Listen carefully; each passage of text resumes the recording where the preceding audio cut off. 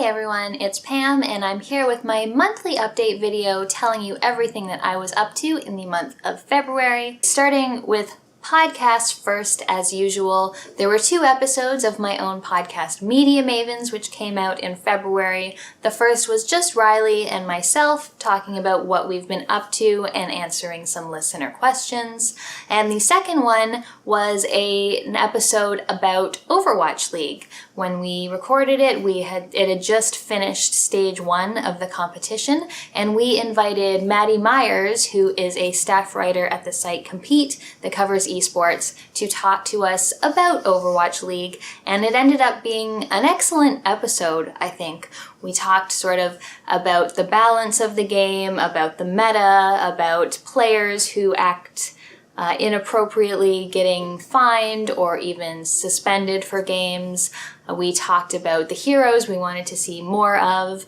It was overall just a really good episode. I shouldn't be surprised by that since I was there, but listening back to it, I think it was pretty excellent. I think it might be one of our best ones that we've done so far. So if you are into Overwatch League, go check out that episode. It's episode 50 and it's called Putting an Octopus to Bed. I did make a guest appearance on one video last month. It was the wrap-up of the Cartridge Club Sega Top 50 video. This is something that started quite a while ago. It's taken a while to get all the episodes up, but finally the top 10 was posted this month, and I did the voiceover for one of the games on it, which is a game I have reviewed, sort of, on the channel. It was more of a comparison video than a review, if that gives you a hint. But go check out that on the Cartridge Brothers channel. I will link to that in the description. Now, pickups. I actually have a few pickups to show this month. A few newer games I got. One is Sine Mora X, which is a shoot 'em up, which I'm going to talk a bit more about in the What I've Been Playing section, since I've been playing it a bunch. I also got Transformers Devastation. This was a cheap one. It's going to be the RF Gen Playcast Game of the Month. Is it this month? Or is it next month? 1 month, but I figured I'd play this. I think this is only about 5 hours long, which is perfect for me. And then I got Horizon Zero Dawn. I have heard nothing but good things about it. To go along with this, my other pickup, which I don't have physically here, is I got a second PlayStation 4.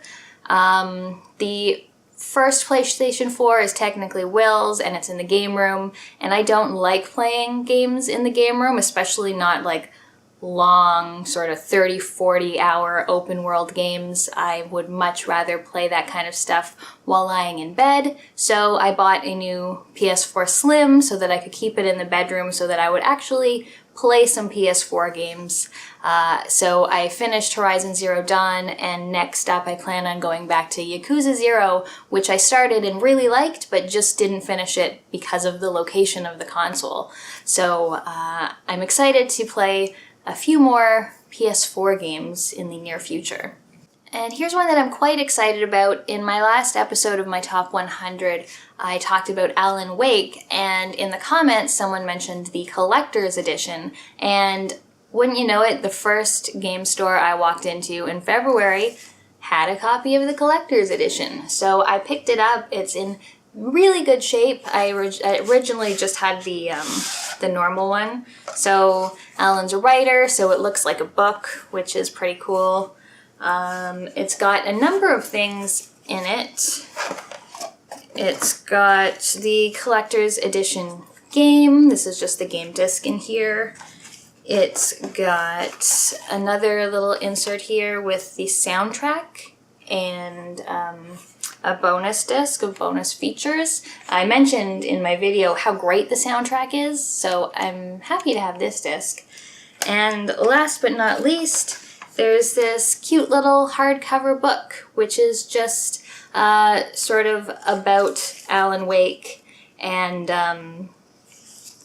it's got some sort of bonus kind of content in it, and it's in fantastic shape. There's little like notes and pictures and things in it, so I'll probably give this a read when I have some time, but I'm pretty happy for this collector's edition. And lastly, I got a new art book. It is The Art of Wolfenstein: The New Order, which is a game I really love. It will be making an appearance on my top 100 list at some point.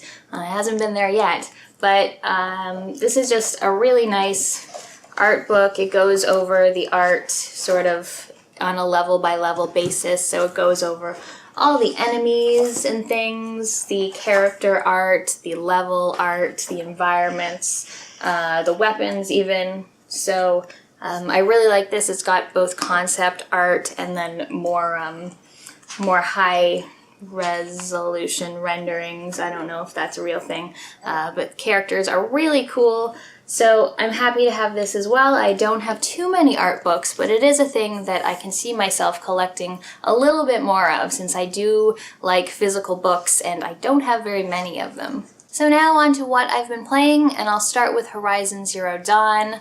I quite enjoyed this. I finished it in only a couple days. I liked Aloy. I even liked her in the beginning when she was a child. Usually I find kids in games pretty annoying, but she was quite charming and cool, and the story was one that sort of gripped you because you didn't know exactly what was going on, and there was this overarching mystery through the whole game.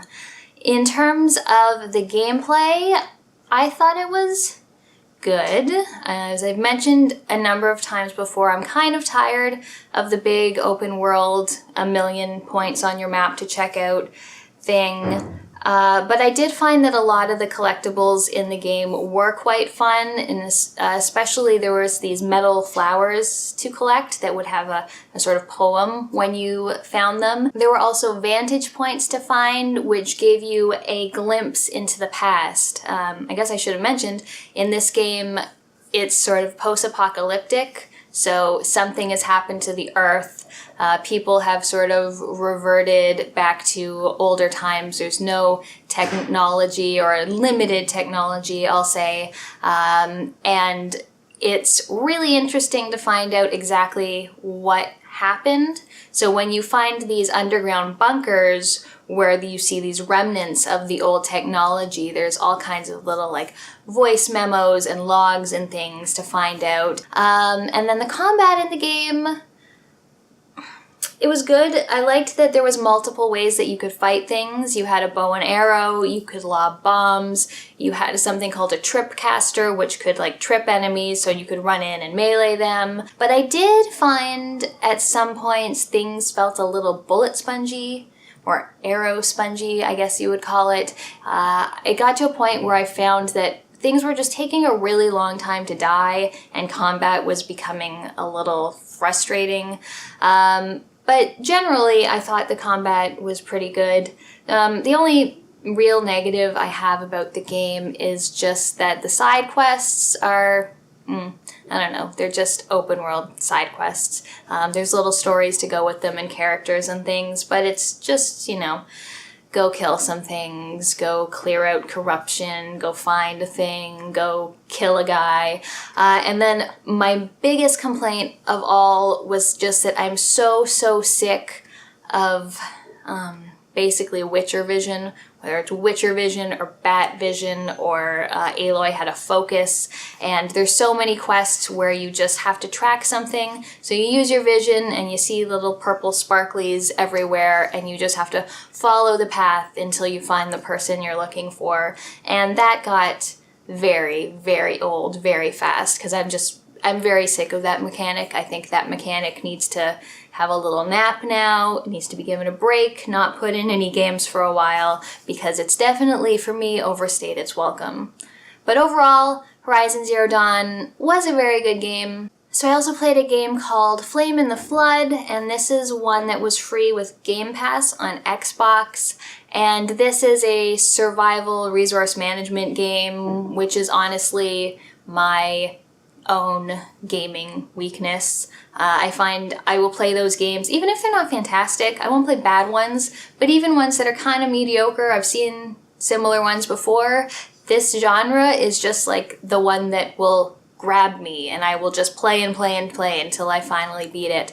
So this takes place in sort of feels like rural America. A flood has happened and you play a young girl, I assume she's young, with a dog, and you have a raft, and so you go through this flooded river, occasionally finding little islands. And from there you can find food and animals to kill and items to make weapons and items to make clothing to keep you warm.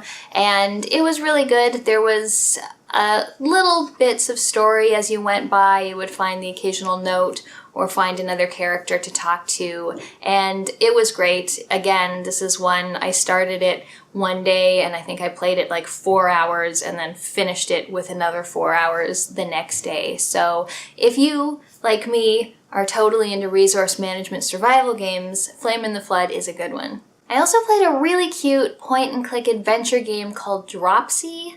This is something I played on Steam, and it's about a clown who, at first glance, is absolutely hideous. Like, he's almost as bad as that clown from American Horror Story, I forget what his name is, except he's very pixelated, so not quite as gross, but like, really hideous. But it's not what's on the outside, it's what's on the inside that counts. So Dropsy the clown just wants to make people happy and give them hugs. And you go through the world with a couple companions. You have a puppy and a mouse and a bird, and you basically just go around trying to make people happy. So you find people and they're sad, they are missing something or someone, and you try to help them. And it's really interesting because they don't use any dialogue, they just use sort of pictograms over people's heads and speech bubbles. So you have to look at the pictures to find out what's wrong or what it is that they want. And it was a very cute game, very endearing, so that was a good point-and-click adventure. I finished Song of the Deep in February. I'm pretty sure I talked about that last month, but it's like a Metroidvania where you play a young girl whose father goes missing, and her father is a sailor. So she goes down into the depths of the ocean in her self-made submarine to try to find him. So it's very cute. You gain a lot of new abilities and power-ups as you go through, open up new areas of the map. I really liked it. There was a couple puzzle-heavy areas that I wasn't as big of a fan of, but the combat was good and the story was very cute, so that was a good game too. So now, Sine Mora. This is a horizontal scrolling shooter. I'm pretty sure this is a few years old. It was just put out on the newer consoles fairly recently. So this is a shoot 'em up where its premise is that time is the factor. So you have a certain amount of time to do each segment of each level, and if you get hit, you will lose time as opposed to losing life. So that makes it a little bit unique. And the gameplay is okay. Oh, one other thing you can do is that you can slow down time. You have a meter where you can, up to a certain point, slow down time so that you can avoid projectiles and things. And while it looks really nice, like the backgrounds are gorgeous and it plays all right, they really go all in on the story and the voiceover from characters. It's just all the time. While you're playing, you'll play and shoot things for about 20 seconds, and then you'll just see your ship moving around as a dialogue box comes up and a character talks about what they're doing. And then between each level, there's a huge wall of text that gets read to you that talks about the story. And for me, this is not at all what I want from a shoot 'em up. I just want to shoot your spaceship with my spaceship. I don't really want to listen to anyone talk or have to read walls of text or anything like that. So the one thing it does is it does let you fast forward through it. I haven't actually tried the arcade mode. I hope it's not there in arcade mode, but yeah, I think you have to play through the story before you open up those levels. So I fast forward through most of it, and what I hear, though, is weird. Like, it's talking about genocide and rape, and it's just like, whoa, like, calm your tits, game. Like, you're just a spaceship shooter. Can you just, like, stay in your lane, please? I don't understand why they've added this very serious, dark story into the game. I don't really feel like it adds anything. Yeah, it's also pretty challenging. At the moment, I've only gotten to level 3, but it just feels like there's so much wasted time, even when I'm fast forwarding. It's just like, just these little segments. So shoot for 10 seconds, then watch your ship go to the next area, then shoot for 20 seconds, then watch your ship and listen to people talk. And it's just like, can you just get on with it and let me play the game? So yeah, I don't know. I'm not a huge fan of Sine Mora so far, and I kind of don't really feel like it's going to change at all. Alright, so that's it for this update video. Thank you everyone for watching. Let me know if there's anything interesting that you've been playing this month or last month, and any pickups you got or anything. Also, when I was talking about survival resource management games, let me know, do you have a gaming genre that you consider your weakness and you'll try all the games in that genre and play through them even if they're not the best game in the world? Let me know in the comments, and I'll see you next time.